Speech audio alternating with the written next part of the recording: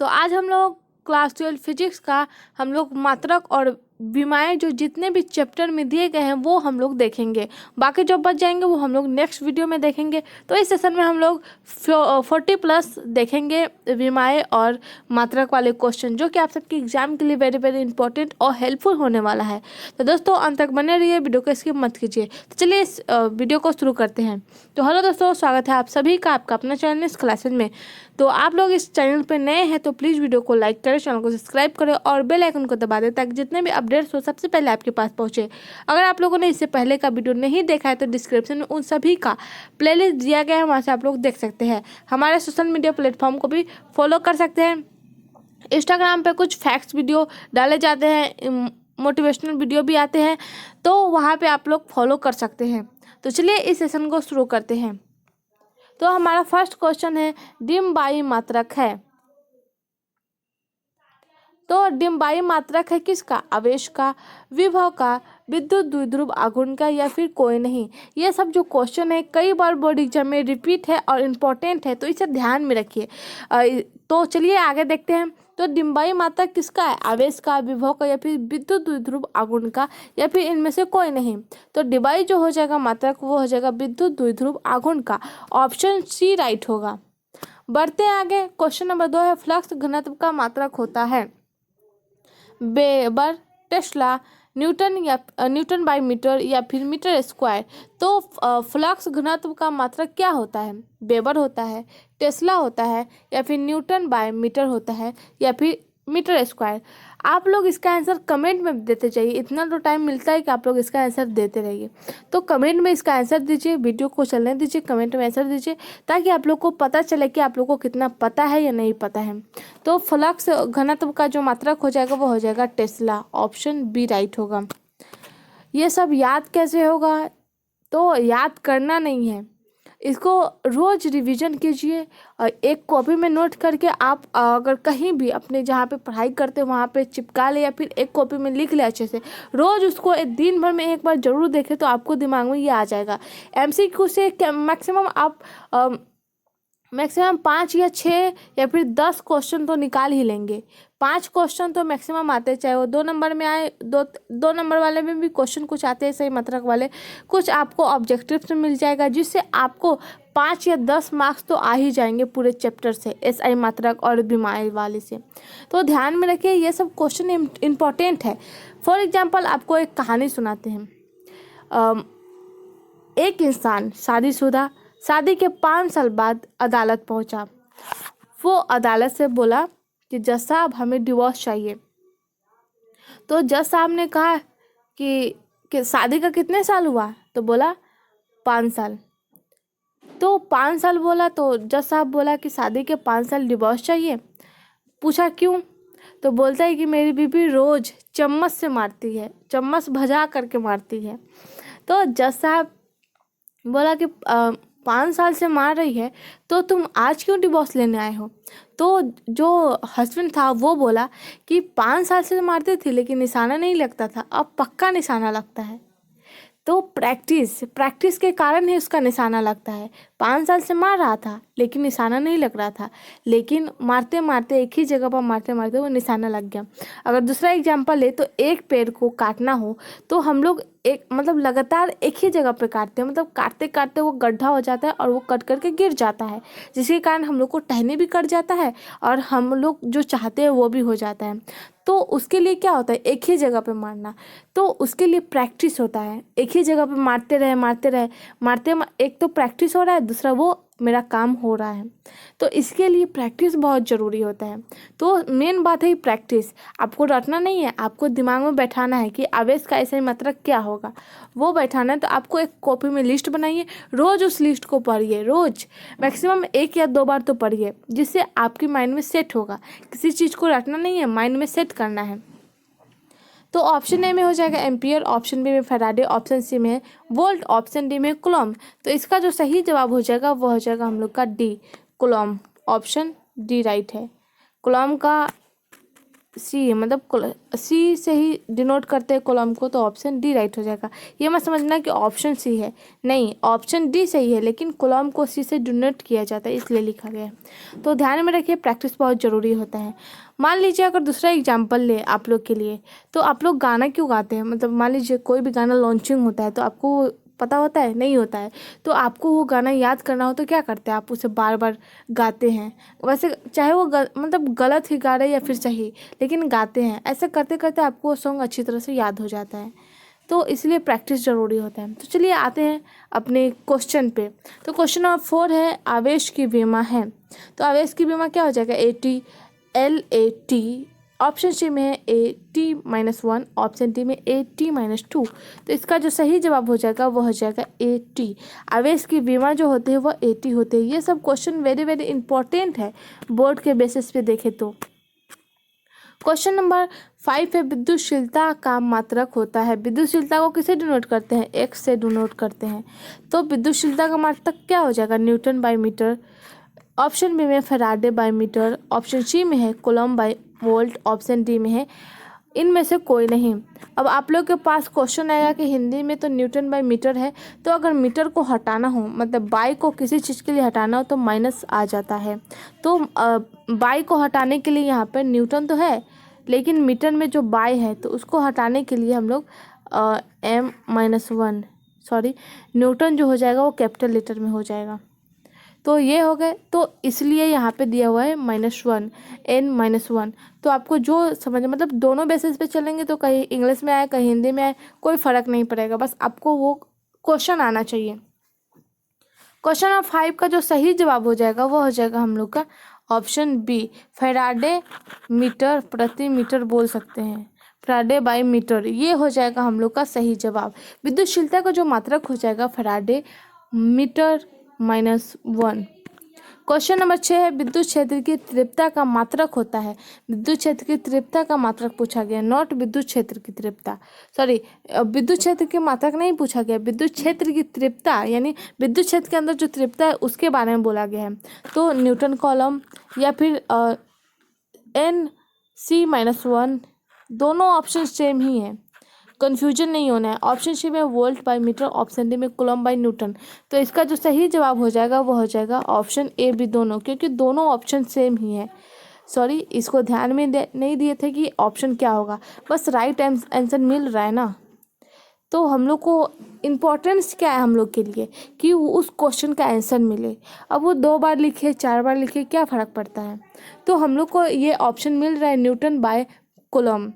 तो जिसको लिखना है कि किसे डिनोट करते हैं तो N-1 ये दोनों लेकर के चल सकते हैं। क्वेश्चन नंबर 7 है, विद्युत क्षेत्र की तीव्रता की विमा है। तो तीव्रता की विमा पूछा गया तो क्या होगा इसका सही जवाब। तो क्वेश्चन नंबर 7 का जो सही जवाब हो जाएगा वो हो जाएगा हम लोग का AMLT-2A-1, ये हो जाएगा सही जवाब। तो ऑप्शन ए राइट होगा। बढ़ते आगे नेक्स्ट क्वेश्चन देखते हैं। दोस्तों ध्यान में रखिए, ये सब क्वेश्चन आप सबके एग्जाम के लिए वेरी वेरी इंपॉर्टेंट है, तो ध्यान में रखिए और ध्यान में रखते हुए कमेंट में बताइए इस क्वेश्चन का आंसर क्या होगा। अभी हम क्वेश्चन नंबर 8 देख रहे हैं, जब तक हम इसका ऑप्शन पढ़ेंगे तब तक आप लोग इसे कमेंट में बताइए कि इस क्वेश्चन का जवाब क्या होगा। भले ही आपको आए या ना आए, कोशिश तो करना चाहिए। अगर मान लीजिए एक और एग्जाम्पल देते हैं, चलिए मान लीजिए आपको आम तोड़ना हो तो आपके पास लग ही नहीं है, तो क्या करेंगे, आप उसको पत्थर मारते हैं तो क्या एक बार में पत्थर लग जाता है, नहीं, प्रैक्टिस करते करते पत्थर लगता है। नीरज चोपड़ा को देखें, नीरज चोपड़ा अभी जो पूरे इंडिया में सबसे नंबर 1 पे आया है वो किस लिए आया है, क्योंकि वो पूरे 2 साल 1 साल तक पूरा प्रैक्टिस किया है। तो प्रैक्टिस से ही सब कुछ होता है। पढ़ाई तो कर रहे, कुछ बच्चा होता है जो दिन भर में 12 घंटा पढ़ता है, 24 घंटे में 12 घंटा पढ़ता है, कुछ 5 घंटा पढ़ता है, कुछ 2 घंटा पढ़ता है। तो हो सकता है कि 12, तो इसमें से जब रिजल्ट की बारी आती है तो जो 12 घंटा पढ़ता है उसका तो आ जाता है, मान लीजिए इसका पूरे मार्क्स आ गया 310 यानी 310 आया, फर्स्ट डिवीज़न तो आया लेकिन मार्क्स आ गया 310। जो 5 घंटे पढ़ता है वो हो गया, उसका भी मतलब 320 के लगभग में आया, वो भी फर्स्ट डिवीज़न हो गया। लेकिन जो 2 घंटा पढ़ता है वो उसका जो है मैक्सिमम 300 आया, 366, और वो जो है फर्स्ट डिवीज़न आया। पूरे मान लीजिए ये पूरे स्कूल में सबसे ज़्यादा नंबर लाया, तो ऐसा क्यों होता है? जो 12 घंटा पढ़ता है क्या वो ज़्यादा पढ़ता है? वो पढ़ता तो है 12 घंटा, लेकिन रिविज़न नहीं करता। 5 घंटा वाला पढ़ता तो है, लेकिन वो भी रिविज़न करता है बट प्रॉपरली नहीं करता है। लेकिन जो 2 घंटा वाला है वो 1 घंटा आगे पढ़ता है, 1 घंटा पीछे पढ़ता है। इसके कारण उसके माइंड में सब चीज़ सेट होता है। तो यही करना है, पढ़ाई के साथ साथ रिवीजन के अलावा आप उसको मतलब बोल सकते हैं स्मार्टनेस। अब मान लीजिए ये जो क्वेश्चन है, क्वेश्चन नंबर विद्युत द्विध्रुव आघूर्ण का ऐसे मात्रक क्या होता है, तो आपको पता है कि वो क्वेश्चन का सही जवाब क्या होगा। मान लीजिए आपको पता है कि ऑप्शन ए राइट होगा, सही है, C/M, लेकिन ए तो राइट होगा, लेकिन आपके दिमाग में सेट नहीं है कि क्या ये सही है, क्या ये गलत है। मतलब कन्फ्यूजन नहीं होना है, कॉन्फिडेंस होना है। तो यही अंतर है। तो इस क्वेश्चन का जो सही जवाब हो जाएगा वो हो जाएगा A, coulomb into metre. Option A right होगा। आई होप इस क्वेश्चन का आंसर आप लोगों ने कमेंट में दिए होंगे। चलिए नेक्स्ट क्वेश्चन देखते हैं। क्वेश्चन नंबर 9 है, इलेक्ट्रॉन वोल्ट द्वारा मापा जाता है। ये क्वेश्चन वेरी वेरी इंपॉर्टेंट है, ध्यान में रखिए। आवेश, विभवांतर, धारा या फिर ऊर्जा। तो इलेक्ट्रॉन वोल्ट द्वारा मापा जाता है, तो क्या मापा जाता है? आवेश मापा जाता है, विभवांतर मापा जाता है, धारा मापा जाता है या फिर ऊर्जा मापा जाता है? तो इसका जो सही जवाब हो जाएगा वो हो जाएगा डी, ऊर्जा को मापा जाता है। तो ऑप्शन जो सही हो जाएगा वो हो जाएगा डी। क्वेश्चन नंबर 10 है, विद्युतीय विभव की विमा होती है। इस क्वेश्चन में विद्युतीय विभव की विमा पूछा गया है। तो विमा वाले क्वेश्चन भी आते हैं, तो ध्यान में रखिए, इसको प्रैक्टिस में लेना है, रटना उड़ना नहीं है कि हाँ इसका जो सही जवाब हो जाएगा। मान लीजिए क्वेश्चन नंबर 10 का जो सही जवाब हो जाएगा वो हो जाएगा ए, तो ML2T-3A-1। अब इसको रटना नहीं है कि विद्युतीय विभव की विमा क्या होती है, नहीं। अभी आप लोग के पास बहुत समय, अभी जुलाई है, अगस्त, सितंबर, अक्टूबर, नवंबर, दिसंबर, जनवरी, फरवरी का शुरुआत में ही होता है, 1 2 3 से स्टार्ट हो जाता है, तो जनवरी तक टाइम है। तो आप लोग मतलब कितना समय है आप लोग के पास, इसको रोज़ अगर रिविजन करेंगे तो आपको एग्जाम टाइम में कोई दिक्कत नहीं होगा। क्वेश्चन नंबर 11 है, चंद्रमा की धारिता लगभग कितनी होती है? चंद्रमा की धारिता कितनी होती है? 177 माइक्रोफेराडे। ऑप्शन बी में है 711 यानी 711 माइक्रोफेराडे। ऑप्शन सी में है 1422 माइक्रोफेराडे। ऑप्शन डी में इनमें से कोई नहीं। तो चंद्रमा की जो धारिता होती है वो लगभग कितनी होती है? तो 177 माइक्रोफेराडे। ऑप्शन जो सही हो जाएगा वो हो जाएगा ए। क्वेश्चन नंबर 12 है, किसी संधारित्र की धारिता का मात्रक होता है वोल्ट, न्यूटन, फैराडे या फिर एम्पियर। तो क्या होता है किसी धारिता का मात्रक? तो इसका जो सही जवाब हो जाएगा वो हो जाएगा हम लोग का फैराडे, एफ। किसी संधारित्र की धारिता का जो मात्रक हो जाएगा वो हो जाएगा फैराडे। क्वेश्चन नंबर 13 है, विद्युत धारिता की विमाएँ हैं। तो क्या होगा इसका सही जवाब? तो इसका जो सही जवाब हो जाएगा वो हो जाएगा ए, M-1, L-2, T4A-2। ये हो जाएगा सही जवाब। क्वेश्चन नंबर 14 है, प्रतिरोधकता ताप गुणांक का एसआई मात्रक है। तो इसका जो एसआई मात्रक हो जाएगा वो हो जाएगा बी, K-1। ये हो जाएगा सही जवाब। तो बढ़ते हैं आगे, नेक्स्ट क्वेश्चन देखते हैं। क्वेश्चन नंबर 15 है, 1 kWh किसके बराबर होता है? इसमें बताना है कि 1 kWh जो होता है वो किसके बराबर होता है, इक्वल में होता है। तो इसका जो सही जवाब हो जाएगा वह हो जाएगा हम लोग का ऑप्शन डी, 3.6 इंटू 10 जूल इसके बराबर होता है 1 kWh। क्वेश्चन नंबर 16 है, एक स्वस्थ मनुष्य के शरीर का विद्युत प्रतिरोध कितना होता है? आप कमेंट में बताइए कि एक स्वस्थ मनुष्य के शरीर का विद्युत प्रतिरोध कितना होता है? 50,000 ओम, 10,000 ओम, 1,000 ओम या फिर 10 ओम। तो इसका जो सही जवाब हो जाएगा वो हो जाएगा हम लोग का 50,000 ओम। ऑप्शन जो सही हो जाएगा वो हो जाएगा ए। बढ़ते आगे, question number 17 very very important है। ये क्वेश्चन 21 में भी पूछे गए हैं। विद्युत परिपथ की शक्ति होती है, तो विद्युत परिपथ की शक्ति क्या होगी? तो इसका जो सही जवाब हो जाएगा वो हो जाएगा सी, V² R। ये हो जाएगा सही जवाब। बढ़ते आगे, क्वेश्चन नंबर 18 है, एम्पियर घंटा मात्रक है किसका? शक्ति का, आवेश का, ऊर्जा का, विभवांतर का। तो एम्पियर घंटा मात्रक है, तो इसका जो सही जवाब हो जाएगा वह हो जाएगा आवेश का। ऑप्शन बी राइट है। क्वेश्चन नंबर 19 है, मोबिलिटी का एसआई मात्रक, एसआई इकाई होता है, मोबिलिटी का पूछा गया है। Ampere metre by newton, second by metre, metre by second ampere, या फिर इनमें से कोई नहीं। तो क्वेश्चन नंबर 19 का जो सही जवाब हो जाएगा वो हो जाएगा एम्पियर मीटर बाई न्यूटन। ये हो जाएगा हम लोग का सही जवाब, ऑप्शन ए। क्वेश्चन नंबर 20 है, विद्युत वाहक बल की विमा होती है। तो विद्युत वाहक बल की विमा क्या हो जाएगी, L2T-3I-1, यानी इसकी जो करंट होती है वो -1 में होती है। तो ऑप्शन डी राइट होगा। तो बढ़ते आगे। क्वेश्चन नंबर 22 है, विद्युत हीटर में जिस तत्व का व्यवहार किया जाता है वह है तांबा, प्लेटिनम, टंगस्टन, निक्रोम। ये क्वेश्चन पता है 2021 में भी पूछे गए हैं, तो ध्यान में रखिए ये सब क्वेश्चन इंपॉर्टेंट है आप सबके एग्जाम के लिए। ऑप्शन डी सही होगा, निक्रोम हो जाएगा। तो ऑप्शन सी हो जाएगा, जब विद्युत हीटर में जिस तत्व का व्यवहार किया जाता है वह निक्रोम है। क्वेश्चन नंबर 22 है, फ्यूज तार किस पदार्थ से बना होता है। जो फ्यूज तार होते हैं वो किस मतलब किस पदार्थ से निर्मित होता है या बना होता है, तांबा, टंगस्टन, लेड, टिन, मिश्र धातु या फिर नाइक्रोम। तो इसका जो सही जवाब होता है यह तांबा से होता है। आप लोग तार में देखे होंगे कि उसमें जो फ्यूज तार होते हैं, मतलब बहुत सारे फ्यूज तार जो देखे होंगे, उसका जो पदार्थ होता है वह तांबा से बना होता है। क्वेश्चन नंबर 23 है, प्रतिरोधकता ताप गुणांक का ऐसा मात्रक है। तो इसका जो सही जवाब हो जाएगा वो हो जाएगा हम लोग का के, यदि प्रति के बोल सकते हैं, या K-1। ऑप्शन बी सही होगा। दोनों तरफ से बोलिए, दोनों ही सही है, बस लिखना एक ही है, माना अलग अलग है। एक मतलब माना अलग अलग है, बोल सकते हैं दो तरह से, एक प्रति के बोल सकते हैं या फिर K-1 भी बोल सकते हैं। क्वेश्चन नंबर 24 है, किलोवाट घंटा यानी KWH को क्या बोलते हैं, किलोवाट घंटा। ये जो क्वेश्चन था अभी थोड़ी देर पहले हम लोगों ने देखा था कि एक KWH बराबर क्या होता है, तो 3.6 × 10⁶ कुछ ऐसे करके था वहाँ पे। तो इसका जो मात्रक हो जाएगा शक्ति, ऊर्जा, बला गुण या फिर इनमें से कोई नहीं, तो क्या होगा। तो क्वेश्चन नंबर 24 का जो सही जवाब हो जाएगा वो हो जाएगा हम लोग का ऑप्शन बी। क्वेश्चन नंबर 25 है, विद्युत धारा का मात्रक है एम्पियर, कूलम, फैराडे या फिर वोल्ट। तो विद्युत धारा का मात्रक क्या होगा, तो ऑप्शन जो सही हो जाएगा वो हो जाएगा एम्पियर। क्वेश्चन नंबर, अब नेक्स्ट क्वेश्चन देखते हैं। क्वेश्चन नंबर 26 है, एक विद्युत परिपथ में विभवांतर मापा जाता है किससे, एम्पियर से, वोल्ट से, ओम से या फिर वाट से। तो इसका जो सही जवाब हो जाएगा वो हो जाएगा वोल्ट से मापा जाता है। क्या वोल्ट से मापा जाता है, एक विद्युत परिपथ में विभवांतर, विभवांतर मतलब विभव में अंतर।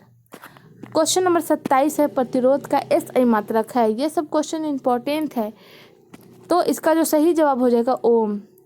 प्रतिरोध में हमेशा याद रखिएगा ओम आएगा ही, प्रेजेंट रहता है क्योंकि उसका मात्रक ही है। क्वेश्चन नंबर 28 है, प्रतिरोध का विमा है। तो इसका जो सही जवाब हो जाएगा वो हो जाएगा AmL2T-3A-2। ये हो जाएगा इसका सही जवाब। क्वेश्चन नंबर 29 है, विशिष्ट प्रतिरोध या फिर प्रतिरोधकता का ऐसे मात्रक होगा।